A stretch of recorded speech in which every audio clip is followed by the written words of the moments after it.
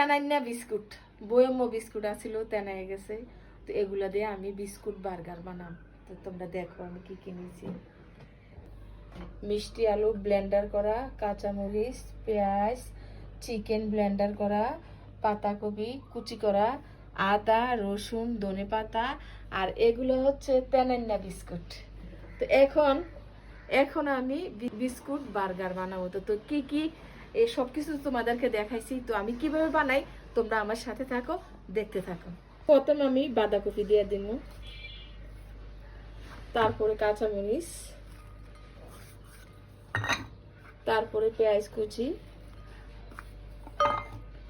তারপরে আদা রসুন, তারপরে চিকেন কিমা করা। এখন স্বাদ মতো নুন, এই যে নুন না দিলে তো আমরা খানাই বন্ধ। এখন মিষ্টি আলু,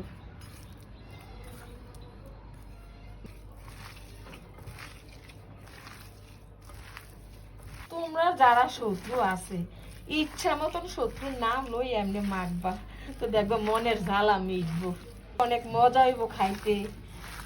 এখন ধন্যবাদ, শীতকালে তো ধন্যবাদ কাঁচামরিচ টমেটো খেতে বেশ মজা লাগে। তোমরা খাওনি? আমি পছন্দ টমেটো আলু ধন্যবাদ দিয়ে একখানো বাঙ্গা চুইরা রাঁধলে সেই মজা। তো এখন আমার একেবারে মনের জ্বালা মিঠান কমপ্লিট। কারণ হয়েছে কি, আমার যে শত্রুগুলো আছে তারার নাম লয়ে লয়ে আমি মাখছি, সুন্দর মাখা হয়ে গেছে, সুন্দর একটা গন্ধ আইয়ে।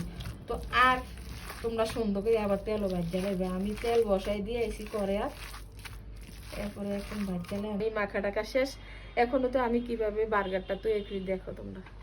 এই যে বিস্কুট নিলাম, নিয়ে এই যে বিস্কিট,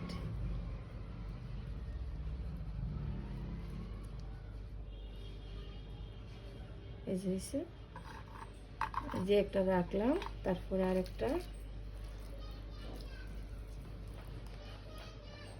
এই যে বিস্কুট,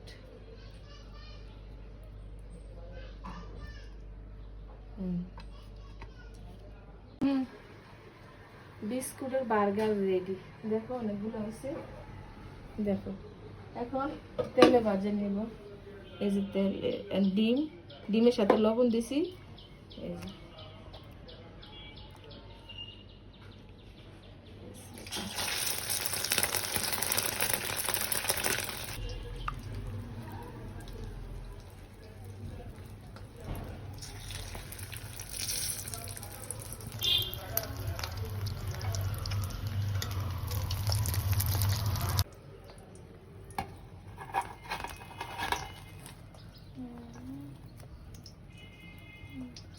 খেতে মজা, লুবনীয় দেখতে, দেখে না কি সুন্দর।